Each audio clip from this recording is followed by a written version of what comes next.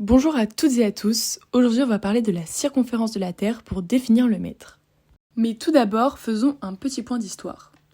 Avant 1791, l'unité de longueur différait selon les régions, voire même les villages. Mais cela n'étant pas du tout pratique, l'Académie des sciences a missionné l'Assemblée constituante de définir une nouvelle unité qui serait universelle. C'est alors que Jean-Baptiste Delambre et Pierre Méchain, deux astronomes et mathématiciens français, ont défini une nouvelle unité grâce à la méthode de triangulation, le mètre. Les deux astronomes et mathématiciens ont alors déterminé la distance en toise entre Melun et Malvoisine. Mais qu'est-ce que c'est la toise ? La toise est une ancienne unité de longueur du XVIIe siècle qui équivaut à 6 pieds. Sa valeur précise pouvait varier légèrement selon les régions, mais elle était d'environ 1,949 mètres. La toise était principalement utilisée pour mesurer des distances terrestres, notamment en géométrie, en architecture et en navigation. Elle était pratique pour des mesures à grande échelle, comme la longueur d'un terrain ou la distance entre deux points géographiques. On considère un triangle de côté A, B et C, et alpha, bêta, gamma, ses angles au sommet grand A, grand B et grand C.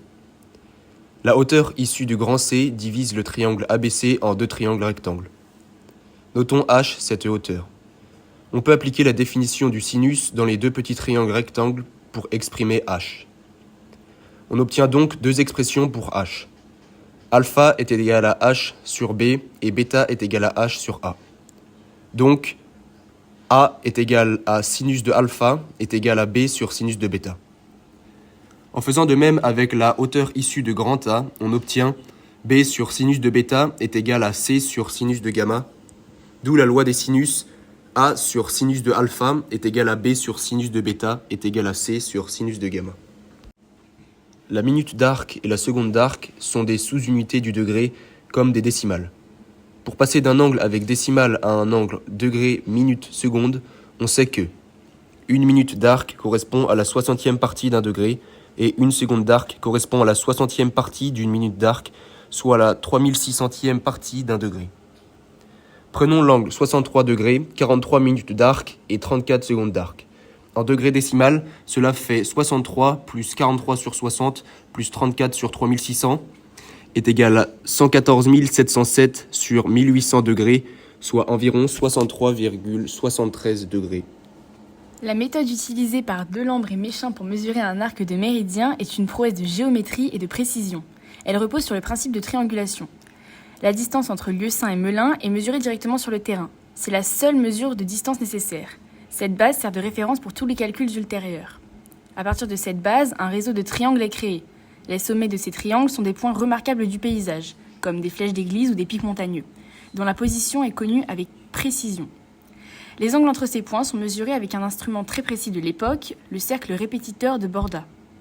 Grâce aux propriétés des triangles et à la longueur de la base connue, on peut calculer la longueur de tous les côtés de tous les triangles du réseau. On progresse ainsi de proche en proche jusqu'à Dunkerque et Barcelone. On calcule alors alpha, l'angle au sommet Melun, avec ce que l'on a expliqué juste avant, en utilisant les secondes d'arc et les minutes d'arc. On trouve donc 63,73 degrés. On répète ainsi l'opération pour l'angle bêta au sommet Lieusaint, qui est donc égal à 75,66 degrés. Pour calculer l'angle gamma au sommet Malvoisine, on sait que alpha plus gamma plus bêta est égal à 180 degrés, et que donc gamma est égal à 180 moins alpha plus bêta.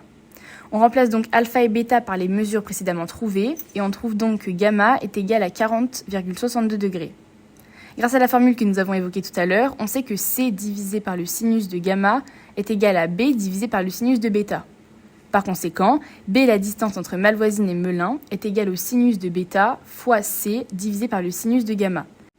Ce qui nous donne donc une distance de 9042,53 toises.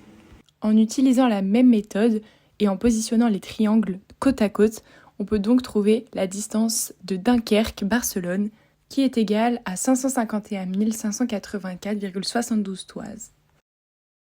Le mètre était la 10 millionième partie du quart du méridien terrestre, soit l'angle du quart du méridien correspond à 360 divisé par 4, soit 90 degrés.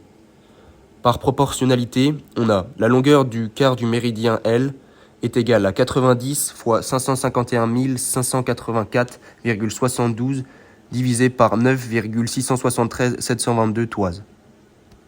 En partant du principe qu'une toise est égale à 1,949 mètres, on a 90 fois 551 584,72 divisé par 9,673 722 fois 10 puissance 7, le tout fois 1,949 est égal à la longueur d'un mètre, soit 1.